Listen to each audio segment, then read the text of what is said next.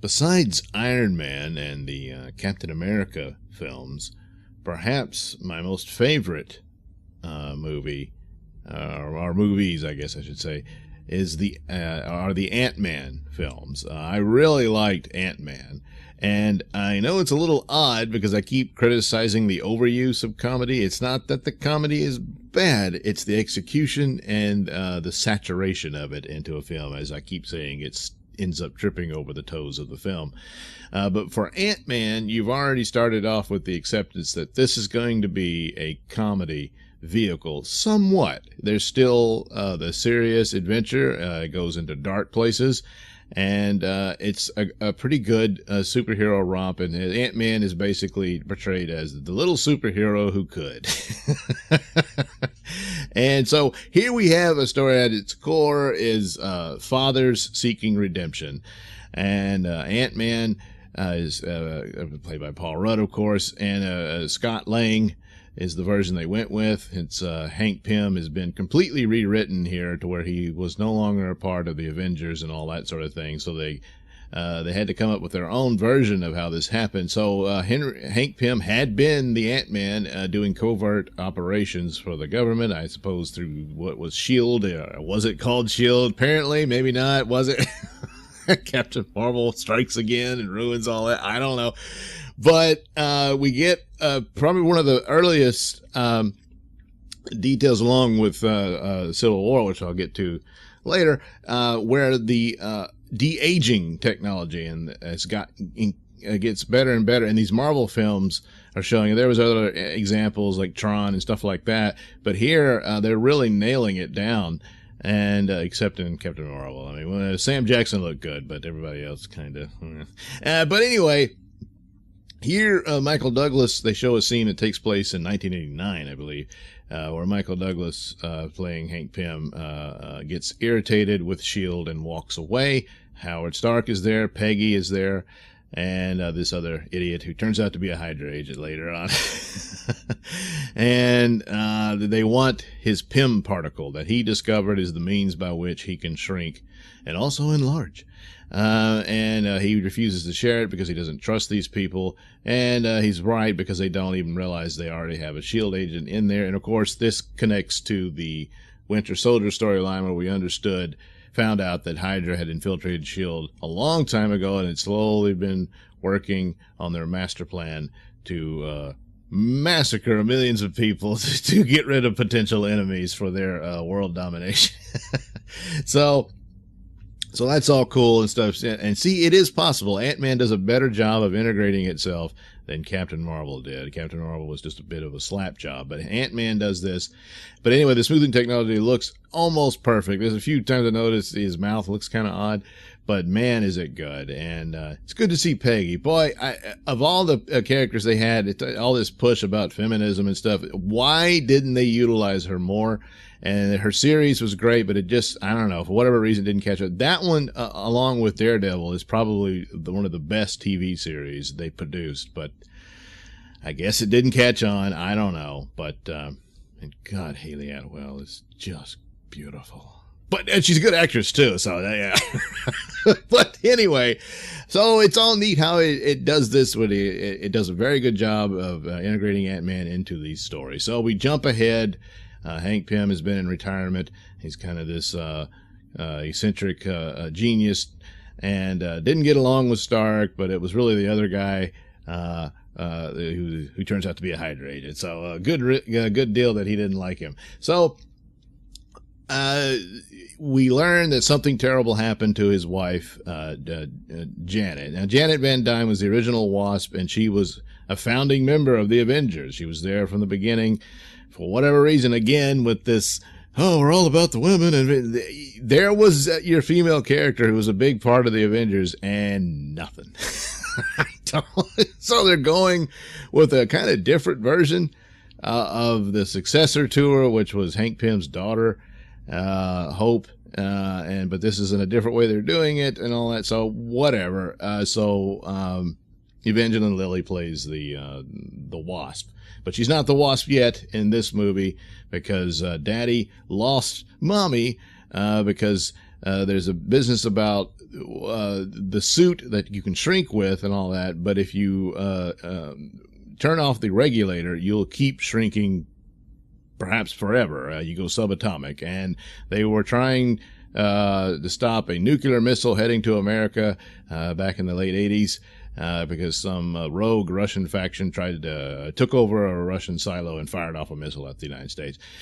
And so they're trying to stop the missile. The only way to disable it would have been to shrink between the molecules of the missile's metal skin. And Hank couldn't do it because his regulator was damaged, which I don't understand why that didn't just immediately make him shrink. But I guess, I don't know, whatever. It wasn't working. So Jan... she does it. So she shrinks and she saves the America from the bomb and all that, but she continues to shrink into the subatomic world. And as far as Hank Pym knows, she's gone forever.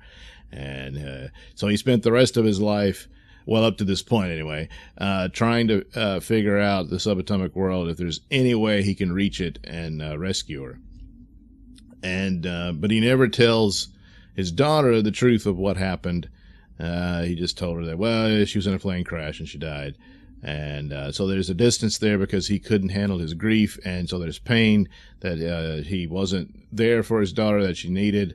And so there's there's a break there. And all the pain is all very evident.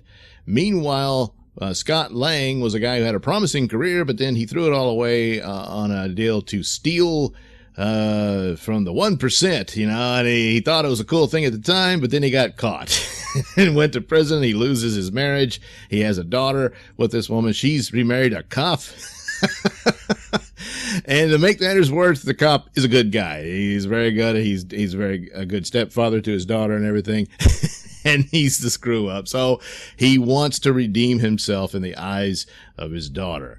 And so, but his skills as a burglar is very good, and this apparently catches the notice of Hank Pym, who's looking for a replacement for himself, as he's too old, and also he warns in the story that he got a little addicted to the suit, and so there's a certain time period you can do it, and then you got to give it up. But anyway, so he seeks out Scott. He doesn't want to. His daughter would be the obvious candidate because she knows the technology and everything, but he doesn't want to lose her. He's already lost his wife, and he's terrified of that. Meanwhile, Scott, he's just some idiot. So he's clumsy. He's kind of klutzy because he doesn't understand the technology. But when he learns it, he's a formidable force, and he becomes Antman. Now, a lot of people were laughing at it like it was ripping off Honey, I Shrunk the Kids. And, well, the concept of shrinking, yes, but man, the scenes of the way they shot this is just incredible. And it's also very funny because you would get the battles with the villain, who is called Yellow Jacket here. And you would see all this stuff. And of course, it was hilarious when they're fighting in Cassie, the little girl's room, and there's all these toys, and it's a ginormous set, and the Titanic battle, and the next set, a little train just falls over. And they were doing this and stuff, and when they would land into water or something, you bloop. But anyway, back and forth with that, it's just that alone is quite a nice magical mystery tour of special effects that they shot very well, and the choreography of it and everything is really great. And that's all well and good, and it fits in both with the action, drama, and the comedy. They got it down exactly right. The villain, Yellow Jacket, his name is, I forget the first name, Cross. And the actor, and I'm blanking on the actor's name, he's a good actor. He was good in The Strain, and he was good in House of Cards. And boy, he's another candidate that I kind of wish could have been Lex Luthor, along with Mark Strong. Mark Strong could have played a really dark Luthor. And this guy, I think, could have pulled off kind of a combination of a dark Luthor alongside the Gene Hackman style Lex Luthor. But anyway, we're not going to get it. So, of course, I think his character is done here. He does kind of disappear at the end as his suit collapses in on itself. But I suppose they could write it in that he survived somewhere along the way in the quantum realm or something like that. Maybe in Endgame he can make a cameo, but I doubt it. I think he's done. So, hey, he's free, DC. If they want to reboot Superman, then maybe this could be your Lex Luthor. Anyway, so Yellow Jacket was originally one of Hank Pym's other identities. He started out as Ant-Man, then he discovered he could grow large, he became Giant Man, and then later on he just becomes Yellow Jacket. And after that, he kind of went into dark times. He got in an argument over trying to redeem his image in the Avengers thing because he had screwed up. He actually created Ultron, on and on and on. And in an attempt to do that, he was going to fake an attack on the Avengers Mansion, and Jan said, "You can't do that, it's ridiculous," and he slaps her. So this branded him as a wife beater. Well, he didn't beat her all the time. He got obsessive and angry and lashed out at her and regretted it for the rest of his life, as he should. But anyway, it's kind of put him off separate from the rest of the heroes to the point that I don't know that they were ever going to bring him back. They did bring him back, and he even became the Wasp himself when he thought Jan was dead. But anyway, he's a guy who had several different costume identities. And yeah, Yellow Jacket was one of them. I think even a woman became Yellow Jacket for a while. And I can't remember all the details. But anyway, I don't even know if the name is in use now. But for the purposes of the movie, we'll have a Yellow Jacket as the villain. And he didn't look anything like Yellow Jacket. He was black and yellow. There's that. But that was about it. But he was a good villain, a fantastic villain. Here, he's sinister and dark. He eliminates some guy with the shrinking technology, reducing him to just a bloody spot on the ground. And then he cleans it up and flushes him down the toilet. Jeez. So, meanwhile, Ant-Man's got his crew, who are, again, a ragtag bunch of misfits who can barely get the job done, but they do. And there's plenty of clues here concerning the quantum realm and the fate of Janet Van Dyne, or Janet Van Pym, I suppose. And we get that in the sequel. I'm going to go ahead and discuss the sequel because I don't have the time to wrap up all the movies before Endgame. I'm pretty much out of time already. The sequel is not as good as the original, and a lot of people, for whatever reason, don't respond well to the Ant-Man films. I don't know why. But other people complained that Ant-Man was there to just be a foil for Wasp, to cut him down and stuff. But I don't really see it as enough that this was a total, misandrist movie. But with so much misandry in popular media these days, I understand that when you see just an instance of it, it sets you off. And yes. That's becoming a problem. But Ant-Man and Wasp is also a fun movie, not as strong as the first one, but what are you going to do? And it's more a continuation of it.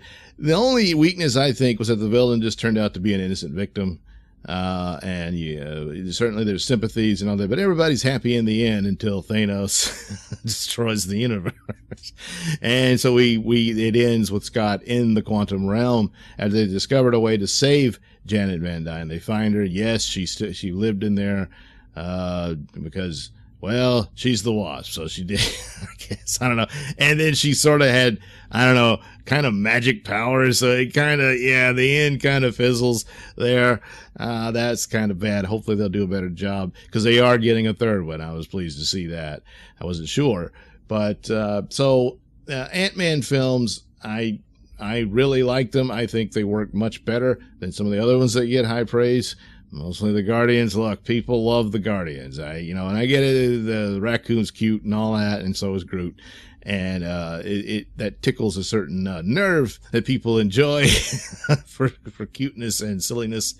It has virtually almost no reference to the actual comic book material. To some of the looks do, but that's not Drax. But I don't know what they did to him lately in the comics. Maybe they rewrote him. I don't know. But Drax was actually a human being transformed into what he is. But what are you going to do? He's never going to have his ultimate battle with Thanos, I guess.